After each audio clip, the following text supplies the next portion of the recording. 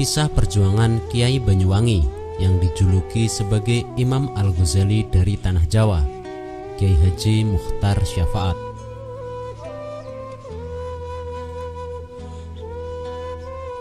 Kiai Haji Mukhtar Syafaat Banyuwangi, semasa hidupnya beliau tercatat sebagai salah satu kiai paling berpengaruh di Banyuwangi, sampai dijuluki sebagai Imam Al-Ghazali dari Tanah Jawa. Terekam betapa panjang perjuangannya untuk mencapai makom tertinggi.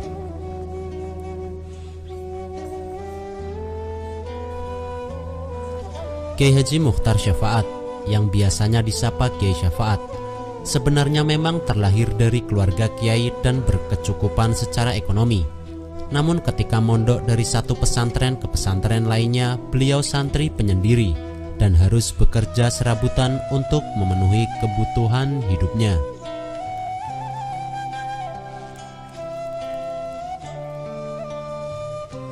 Kiai Syafaat dilahirkan di pelosok Klaten, Pare, Kediri, Jawa Timur pada tahun 1918 dari pasangan Kiai Haji Abdul Ghafur dan Nyai Sangkep.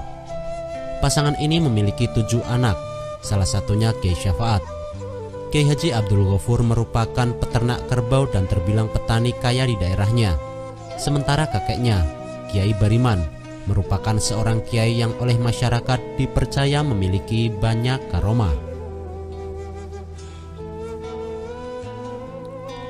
Saat kecil, Kiai Syafaat belajar mengaji di surau desa. Gurunya bernama Kiai Sumantoro. Kepada Kiai Sumantoro, Kiai Syafaat belajar Al-Quran, tajwid, dan membaca kitab Sulam Safinah.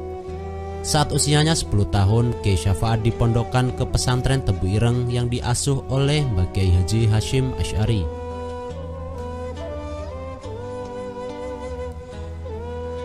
Saat sudah mondok selama 6 tahun di Tebu Ireng, sang ayah hendak memanggil Kiai Syafaat pulang.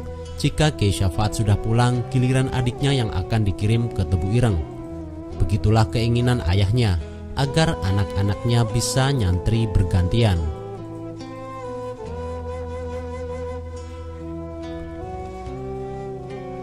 Namun merasa ilmunya belum cukup, Kiai Syafaat tak ingin pulang. Beliau malah pergi ke Blok Agung, Banyuwangi, Jawa Timur, dan tinggal di rumah kakak perempuannya. Tujuannya agar masih bisa belajar di tempat lain.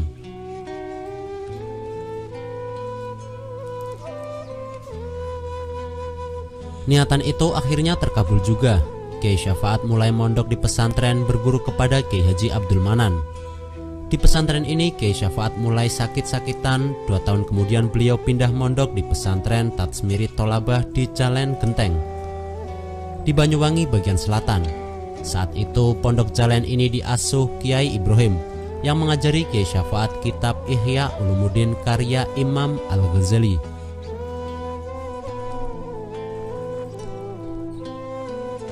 Sayangnya penyakit Kiai Syafaat tak kunjung sembuh, sekujur tubuhnya diserang penyakit kudis. Karena itu beliau sering menyendiri dan dijauhi teman-temannya yang takut ketularan kudis. Di saat yang sama, Kiai Syafaat sudah tidak pernah lagi dikirimi uang oleh orang tuanya.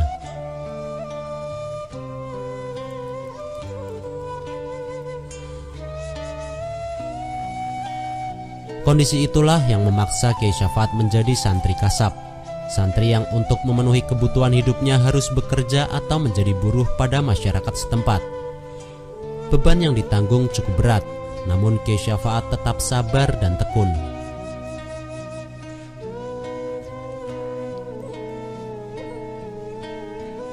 Setelah dari pondok pesantren Jalan, Kiai Syafaat kembali pulang ke rumah kakak perempuannya di Blok Agung.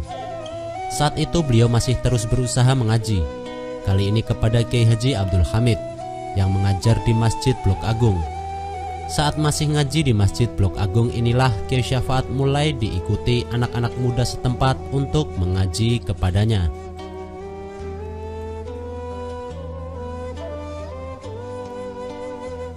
Karena itu saat Kiai Syafaat hendak mondok lagi, kali ini ke Madura, masyarakat setempat berusaha mencegahnya. Atas pengaruh Kiai Solehan, pengasuh pondok pesantren Gambiran yang juga dikenal sebagai wali, kepergian Kiai Syafaat dapat dicegah. Kiai Solehan memintanya tetap bermukim di Blok Agung dan juga menikahkannya dengan Nyai Maryam. Dengan begitu Kiai Syafaat akhirnya tetap tinggal di Blok Agung.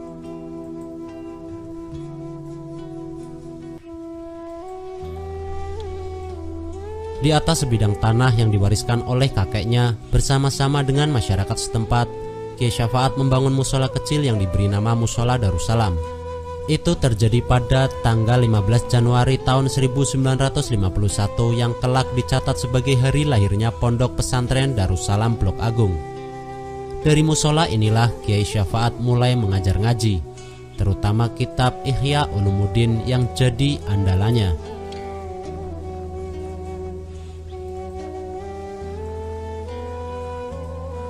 Bermula dari musola sederhana ini, Darussalam kemudian berkembang menjadi pondok pesantren besar dan sangat disegani.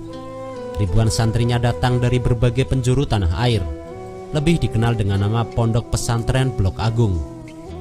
Di pesantren ini juga telah dikembangkan berbagai pendidikan formal, mulai dari TK, SDI, SMP+, SMK, dan perguruan tinggi.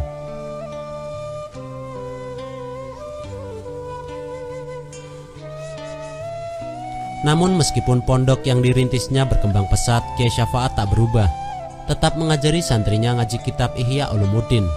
Ibaratnya tiap hari tiada ngaji tanpa Ihya Ulumuddin.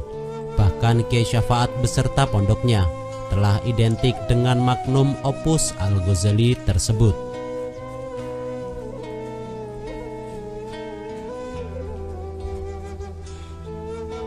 Tak hanya mengajari ngaji, Kiai Syafaat ternyata juga pengamal par excellence dari kitab Ihya Ulumuddin. Ternyata tasawuf yang diajarkan Al-Ghazali, karena itulah Kiai Syafaat dijuluki Al-Ghazali dari Jawa.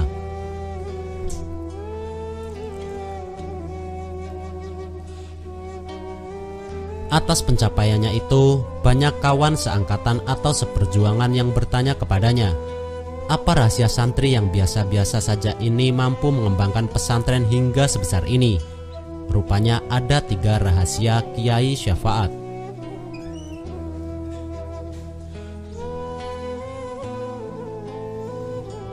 Pertama, ringan tangan, suka membantu siapa saja. Yang kedua, Kiai Syafaat tak pernah putus menghadiahi surat Al-Fatihah kepada semua gurunya, bahkan 1000 kali dalam sehari. Ini bentuk hormat dan takdim kepada guru. Dan ketiga, Kiai Syafaat mengaku tidak pernah meninggalkan sholat berjamaah. Dan itulah memang yang diajarkan Imam Al-Ghazali dalam Ihya Ulumuddin.